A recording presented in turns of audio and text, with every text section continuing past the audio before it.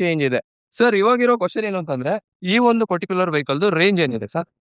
Sir range ಬಂದು 40 to 60 kilometre basic ಗಾಡಿ ನಮ್ದು ಬರುತ್ತೆ. ಓಕೆ. ಅದರ ನೆಕ್ಸ್ಟ್ ಬಂದು 60 to 80 ಕಿಲೋಮೀಟರ್ ಇದೆ, 80 to 100 ಇದೆ. ಸಪೋಸ್ ನಮ್ಗೆ ಇನ್ನೂ ಜಾಸ್ತಿ ಬಂದಿದೆ ಇವಾಗ ಸ್ವಿಗ್ಗಿ, ಝೊಮ್ಯಾಟೊ ಈ ತರ ಎಲ್ಲ ಇದ್ ಮಾಡೋರಿಗೆ ಜಾಸ್ತಿ ಮೈಲೇಜ್ ಬೇಕಾಗತ್ತೆ.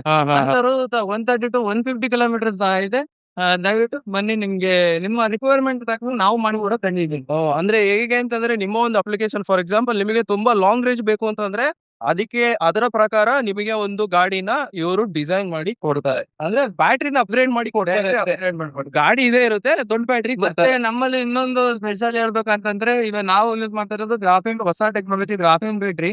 ಇದು 100% ಫೈರ್ ಪ್ರೂಫ್ ಬ್ಯಾಟ್ರಿ ಆಗಿರೋದ್ರಿಂದ ನೀವು ಯಾವುದೇ ಸೇಫ್ಟಿ ಬಗ್ಗೆ ನೀವು ಇದು ಮಾಡಂಗಿಲ್ಲ, ಆರಾಮಾಗಿ ಅಪ್ಗ್ರೇಡ್ ಮಾಡಬಹುದು ಸರ್. ಅಂದ್ರೆ ಅರ್ಥ ಏನು ಅಂತಂದ್ರೆ ಫಾರ್ ಎಕ್ಸಾಂಪಲ್ ನೀವು ತುಂಬಾ ಬೇರೆ ಬ್ರ್ಯಾಂಡ್ ಇವಿಗಳನ್ನ ನೋಡಿರ್ತೀರಾ, ಪೇಪರ್ಗಳಲ್ಲಿ ನ್ಯೂಸ್ಗಳಲ್ಲಿ ಇವಿ ಸ್ಕೂಟರ್ನ ಬರ್ನ್ ಆಗೋದು. ಹೌದು. ಸೊ ಆ ತರ ಒಂದು ಕೇಸಸ್ ಈ ಒಂದು ಪರ್ಟಿಕ್ಯುಲರ್ ಬ್ರ್ಯಾಂಡ್ ಅಲ್ಲಿ ಆಗಲ್ಲ.